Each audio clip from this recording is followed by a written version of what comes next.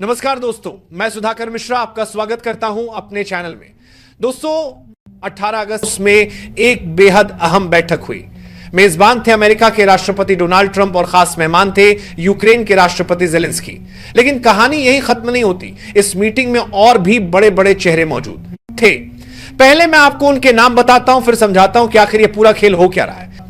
वहां मौजूद थे यूरोपियन कमीशन की president Ursula von der Leyen, Britain के प्रधानमंत्री कियर स्टारमर, फ्रांस के राष्ट्रपति इमैनुअल मैक्रो, फिनलैंड के राष्ट्रपति अलेक्जेंडर स्टब, इटली की प्रधानमंत्री जॉर्जिया मेलोनी, जर्मनी के चांसलर फेडरिक मर्श और नेटो के सेक्रेटरी जनरल मार्क रूटे।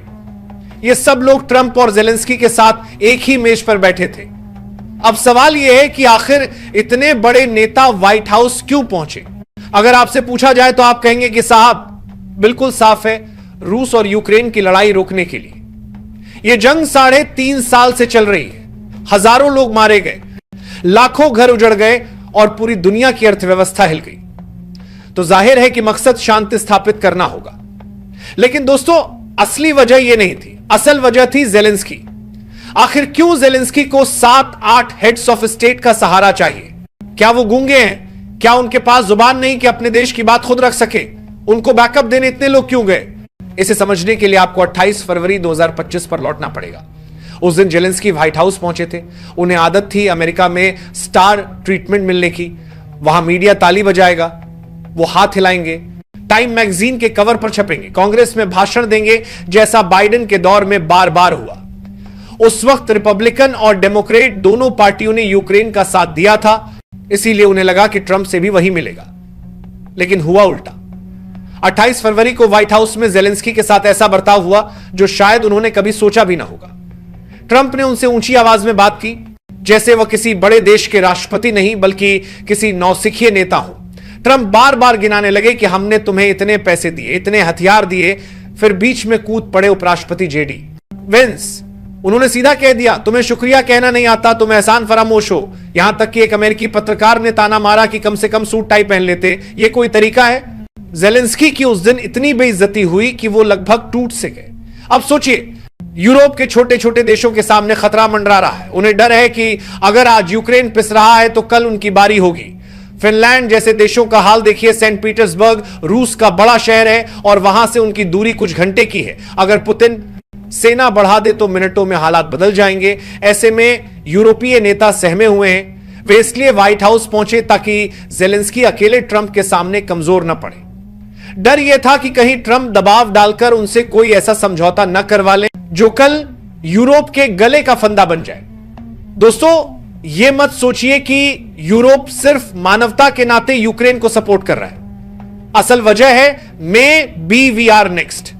आज यूक्रेन पर हमला है, कल पोलैंड या नॉर्वे पर हो सकता है। इसलिए सब कह रहे हैं कि वी स्टैंड विद यूक्रेन, क्योंकि अगर वे आज साथ नहीं देंगे तो कल उनके लिए कोई खड़ा नहीं होगा।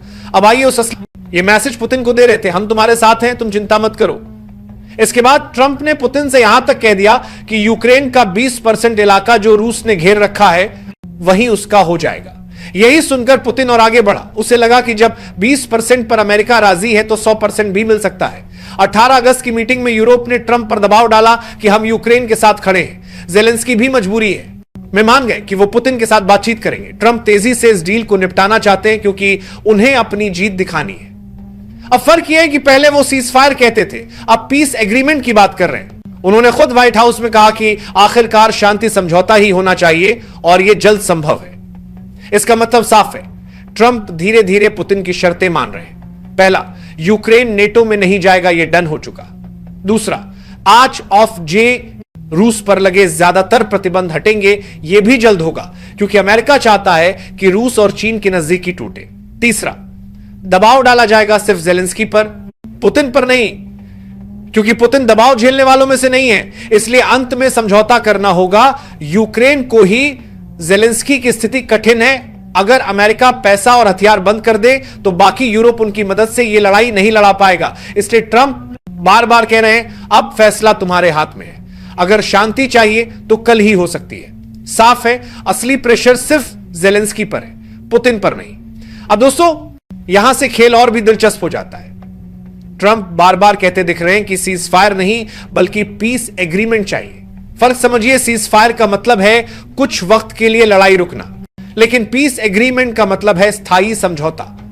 और यह वही लाइन है जो पुतिन शुरू से बोलता आ रहा है। ट्रंप के इस रुख ने एक बात साफ कर दी, अमेरिका अब रूस से सीधे टकराना नहीं चाहता, असली टारगेट है चीन। व्हाइट हाउस के रणनीतिकार भी मानते हैं कि लंबे समय में सबसे बड़ा खतरा रूस नहीं बल्कि चीन है। ऐसे में अगर यूक्रेन का मुद्दा जल्द निपटा लिया जाए तो पूरी ताकत बीजिंग पर केंद्रित की जा सकती है। अब सवाल उठता है कि समझौते में क्या क्या शर्तें होंगी। पहली, यूक्रेन कभी नेटो का हिस्सा नहीं बनेगा। पुतिन का यह डिमांड अब ट्रंप ने मान लिया है। दूसरी, रूस पर लगे लगभग सभी बड़े प्रतिबंध धीरे धीरे हटा लिए जाएंगे। ट्रंप के लिए यह जरूरी भी है क्योंकि अमेरिकी इंडस्ट्री और किसान खुद इंडस्ट्री बनेगा। बोटीकार लगभग सभी बड़े प्रतिबंधों से परेशान हो चुके हैं। तीसरी, जितना भी दबाव होगा वो जेलेंस्की पर होगा।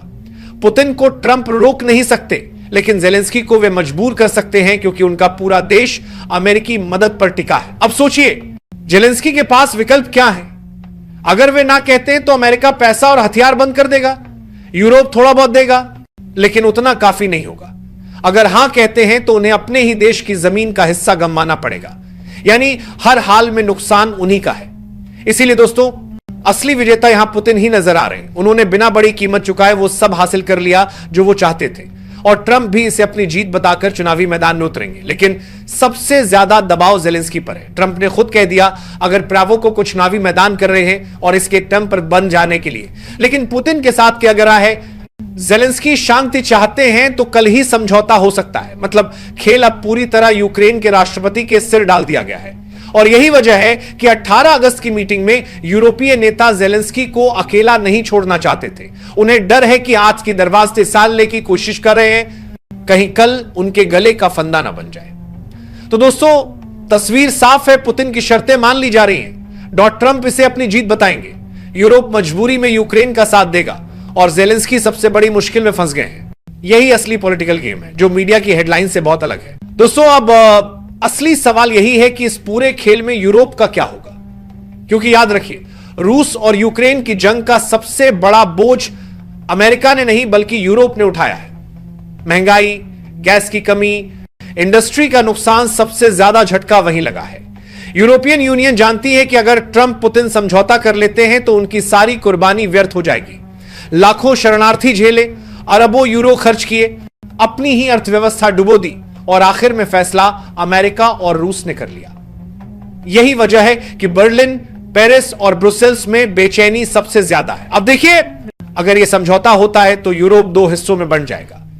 एक हिस्सा वो होगा जो अमेरिका के साथ खड़ा रहेगा क्योंकि उनकी सुरक्षा पूरी तरह नेटो पर निर्भर है। दूसरा हिस्सा वो होगा जो खुले तौर पर कहेगा कि अब काफी हुआ, हमें रूस से फिर रिश्ते सुधारने होंगे। और ये वही देश होंगे जिन्हें गैस और तेल की सबसे ज्यादा जरूरत है, जैसे जर्मनी और हंगरी। मतलब ट्रंप और पुतिन की डील सिर्फ यूक्रेन तक सीमित नहीं रहेगी, ये यूरोप की राजनीति को भी हिला देगी। यूरोपियन यूनियन का अस्तित्व ही सवालों में आ सकता है। अब दोस्तों, जरा एशिया की तरफ नजर डालिए। अगर रूस और अमेरिका का टकराव कम हो गया तो ट्रंप का पूरा ध्यान चीन की तरफ जाएगा, और यही वो पल है जिसका भारत इंतजार कर रहा है। क्योंकि चीन पर दबाव बढ़ने का मतलब है कि अमेरिका को भारत की जरूरत पहले से कहीं ज्यादा होगी।